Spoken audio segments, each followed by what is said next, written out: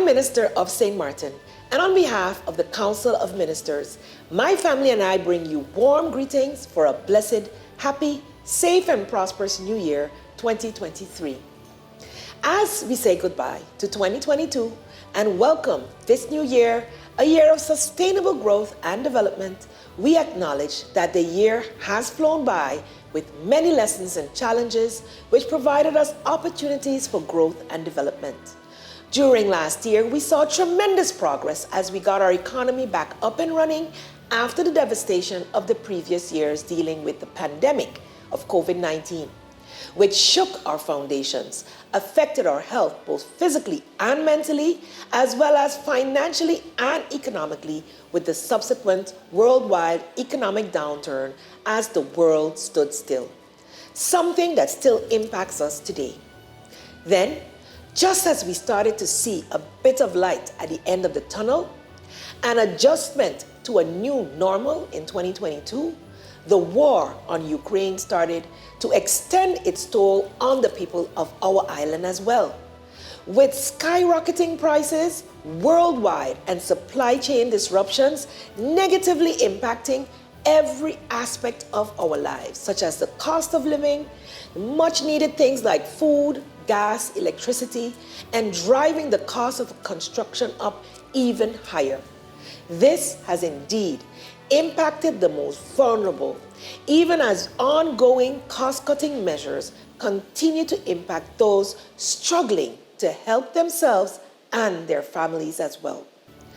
All this, we have seen families suffer the loss of loved ones, both tragically as well as due to illness.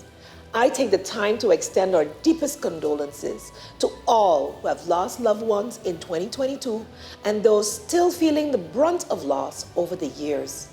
To those who are still hurting, I remind you that you are not alone, and that as a people of faith, we continue to lean on God's everlasting grace and mercy to see us through the worst of times.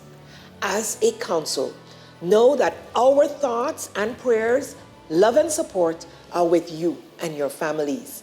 During 2022, we continue to focus on the importance of family, protecting and caring for our mental health, staying healthy in general, and protecting our most vulnerable, especially women and children, as well as starting to focus on men as well.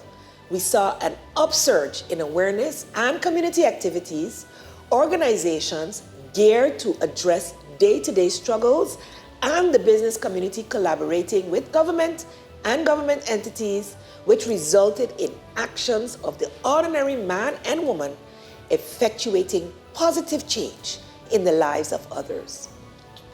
Despite the serious challenges we continue to face, including lack of capacity and financing, we have also seen tremendous growth and development as a government and people of St. Martin, with great advancements in the past 12 months, thanks to the commitment and hard work of our civil servants and collaboration with key stakeholders. We continue to liaise with the Kingdom and the national and international agencies to secure financing to be able to realize our vision for St. Martin and her people. As Minister of General Affairs, I was proud to successfully launch the National Development Vision, which is now the framework upon which we will prioritize the implementation of the country package of reforms and our governing program. We are diligently working on legislation and policies while supporting all other ministries. We have also focused on building relationships with key partners and sought to collaborate as much as possible within the region. The support from the Cabinet of the Plenipotentiary Minister continues with representation of the St. Martin government at Kingdom level, enhancing opportunities for growth and development for St. Martin via the EU and by continued networking through our business-to-business matchmaking initiative and looking for other foreign direct investment opportunities for St. Martin in 2023. As a government, we will continue to seek solutions to enhance training of our management, speed up the hiring of needed personnel to build needed capacity and enhance our support services, as well as service to the people of St. Martin. The digitalization project under the Trust Fund continues to move ahead on schedule, which will bring much needed efficiency to the services we render to the public as well. We continue to grow well in this area. We also see great progress in the implementation of the government's reconstruction projects being executed under the NRPB. Many projects were carried out on behalf of and in collaboration with government during 2022 and will continue with even greater results expected in 2023. It is worthy to mention that government received high praise from the World Bank in its midterm review report of the St. Martin Reconstruction, Recovery and Resilience Program for its favorable results, which include a high disbursement of funds and early results in social protection, infrastructure repair and reconstruction, as well as employment in general. Despite early challenges, even with the current setbacks due to the increases in construction-related prices and supply chain delays, we see that the large construction projects of our airport and hospital are getting back on track.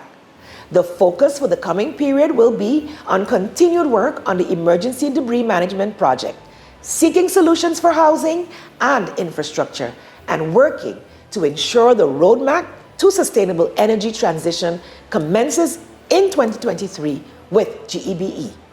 Growth and sustainable social and economic development for all continues to be the goal of the government of St. Martin as we strive to ensure a good quality of life for our people.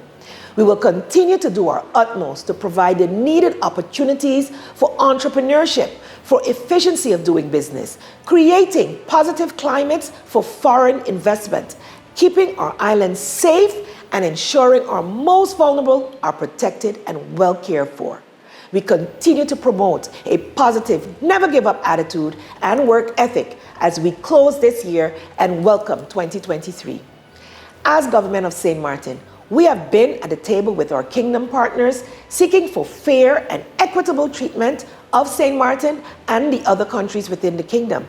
We will continue to do so in 2023, even as we define more and more for ourselves who we are, where we want to be, and what we are prepared to do in the short, medium, and long term as we prepare for the future we must design.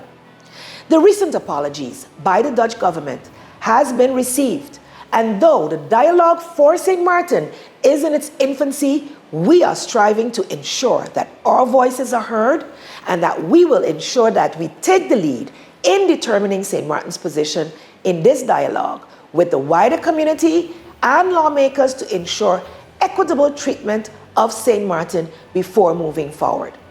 As a people who are descendants, direct descendants of the enslaved and the inheritors of the vestiges and systems of the period of enslavement and the subsequent colonialism which still permeates our very existence today, our functioning and the very real lack of development we are experiencing and striving to improve today. In that regard, as a government, we are taking the necessary steps to remove the cost-cutting measures negatively impacting our people retroactive to December 31st, 2022, and will make the announcements once the necessary legal steps have been taken. Our focus as a country is on building a nation of strong, self-sufficient people by improving the quality of life, improving the opportunities for progress for each citizen, and creating opportunity, pride, promoting culture, and community involvement. It is a lofty vision, one which we all deserve to dream. More so, it's a vision we must all work together to achieve, and I challenge each of us to do so in 23 and beyond. So heed the call in your communities, in society at large, to contribute, to be heard, to collaborate, and to work together with your government to build a better St. Martin for this and all future generations. With this, I wish you and your families a blessed, happy, and safe 2023.